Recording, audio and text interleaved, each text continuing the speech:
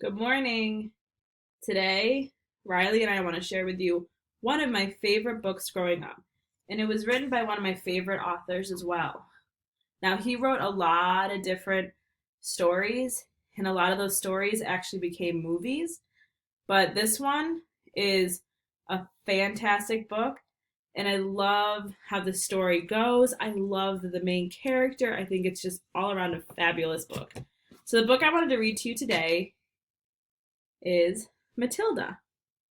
Now, Matilda is an amazing book, and I love reading it over and over because I still think it has a lot of things to say with my life now. There's a lot of times where I'm like, wow, I really kind of click with that. That makes sense to me. So I wanted to read it for you guys. Now, this book is written by an author who wrote stories such as Charlie and the Chocolate Factory, the BFG, all of those ones. Now, a lot of those books have been turned into movies, so you guys may have seen the movies before. Again, like Matilda, that got turned into a movie too. Actually, that came out about when I was your age. And that movie is a little different than the book, so I wanted to read you guys a book version of it. So, for the movie, they kind of set it more for an American audience, but actually, the book was written for more of a British audience, an English audience. So a lot of the characters in it are going to be British. So when I'm doing the voices, sometimes I might do what could probably sound like a British accent, I hope. But again, I don't live in England or anywhere near there. And there's many different dialects and different accents around there. So I'm going to try my best to make it sound pretty good. But it's just really a fantastic book. And I love that the kind of overarching the main idea, the big thing you learn is that, even if life is really tough, if you keep pushing forward, you're gonna get through. And that's a really powerful message that I use and I keep thinking about on my daily life is that you just gotta power through sometimes the bad times. And it's really hard, but if you look around, you're gonna have people that'll help and support you. So, without further ado, Matilda by Roald Dahl. Chapter 1. The Reader of Books. It's a funny thing about mothers and fathers. Even when their own child is the most disgusting little blister you could ever imagine, they still think he or she is wonderful. Some parents go further.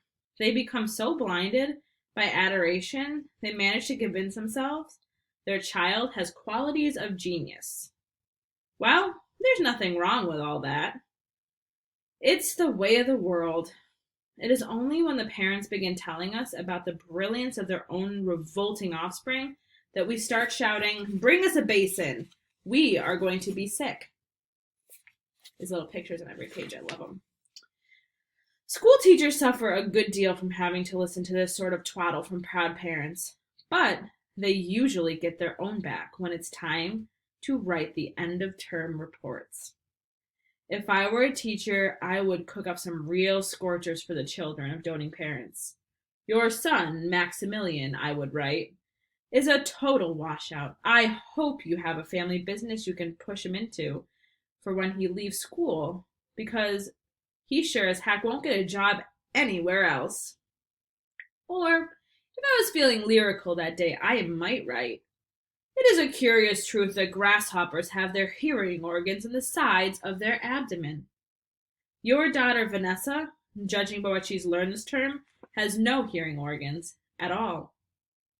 I might even delve deeper into natural history and say, the periodical cicada spends 6 years as a grub underground and no more than 6 days as a free creature of sunlight and air.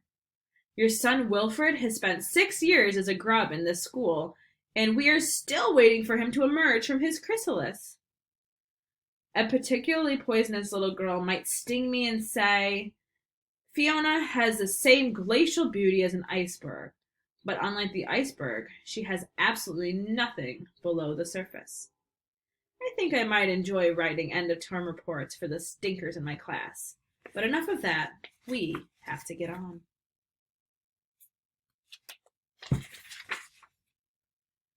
Occasionally, one comes across parents who take the opposite line, who show no interest at all in their children, and these, of course, are far worse than the doting ones. Mr. and Mrs. Wormwood were two such parents. They had a son called Michael and a daughter called Matilda, and the parents looked upon Matilda in particular as nothing more than a scab. A scab is something you have to put up with until the time comes that you can pick it off and flick it away. Mr. and Mrs. Wormwood looked forward enormously to the time when they could pick their little daughter off and flick her away, preferably into the next county, or even further than that. It is bad enough when parents treat ordinary children as though they were scabs and bunions, but it becomes somehow a lot worse when the child in question is extraordinary. And by that, I mean sensitive and brilliant.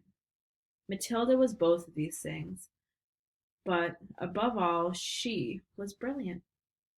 Her mind was so nimble, and she was so quick to learn, that her ability should have been obvious even to the most half-witted of parents.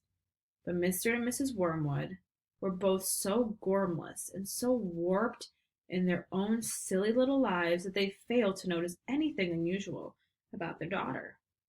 To tell the truth, I doubt they would have noticed had she crawled into the house with a broken leg. Matilda's brother Michael was perfectly normal, but the sister, as I said, was something to make your eyes pop. By the age of 1.5, her speech was perfect, and she knew as many words as most grown-ups. The parents, instead of applauding her, called her a noisy chatterbox and told her sharply that small girls should be seen and not heard. By the time she was 3, Matilda had taught herself to read by studying newspapers and magazines that lay around the house. At age 4, she could read fast and well, and she naturally began hankering after books. The only book in the whole of this enlightened household was something called Easy Cooking, belonging to her mother.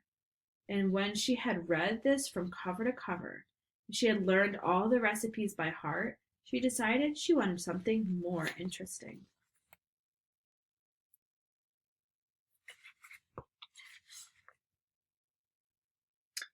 "Daddy," she said, "do you think you could buy me a book?" "A book?" he said. "What do you want a flaming book for?" "To read, Daddy."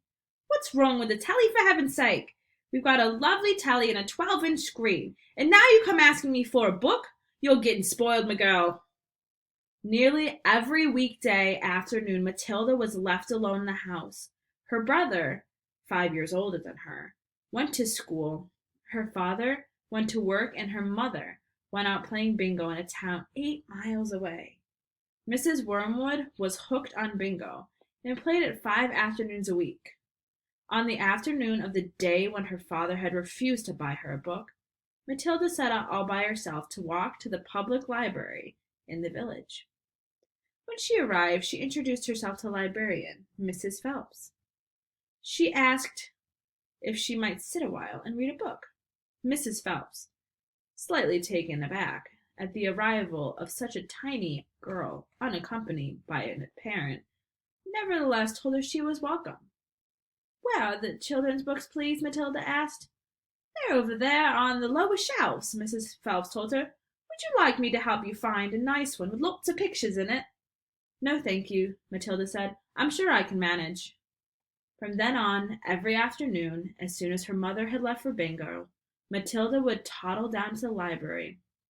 The walk took only 10 minutes, and this allowed her 2 glorious hours sitting quietly by herself in a cozy corner, devouring one book after another. When she had read every single children's book in the place, she started wandering around in search of something else. Mrs. Phelps, who had been watching her with fascination for the past weeks, now got up from her desk and went over to her. "Can I help you, Matilda?" she asked. "I'm wondering what to read next," Matilda said. "I've finished all the children's books." "You mean you've looked at all of the pictures?" "Yes, but I've read the books as well." Mrs. Phelps looked down at Matilda. from her great height, and Matilda looked right back up at her. "I thought some were very poor," Matilda said, "but others were lovely. I liked the secret garden best of all. It was full of mystery.